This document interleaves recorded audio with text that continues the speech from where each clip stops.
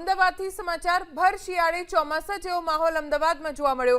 Jagatpur Godrej garden city road પર ભરાયા પાણી। પીવાની લાઈનમાં ભંગાણ થતા રસ્તા ઉપર પાણી ફરી વળ્યા। કોર્પોરેશનની બેદરકારીના કારણે હજારો લીટર પાણીનો વેડફાટ થયો। સ્થાનિકોએ ફરિયાદ કરી છતાં કોર્પોરેશનની ઊંઘ નથી ઉડી। મુખ્ય રસ્તા ઉપર જ પાણી ભરાઈ ગયું છે, જેના કારણે અહીંયાથી પસાર થતા વાહન ચાલકોને પણ મુશ્કેલી પડી રહી છે। છેલ્લા 2 દિવસથી પાણીની લાઈનમાં ભંગાણ થયું છે, પણ હજી કોર્પોરેશનના કોઈ વ્યક્તિ અહીંયા પહોંચ્યા નથી અને સતત પાણીનો વ્યય થતો જોવા મળી રહ્યો છે। Jagatpur Godrej garden city road ઉપર આ પાણીની લાઈનમાં ભંગાણ થતા સ્થિતિ જોવા મળી રહી છે।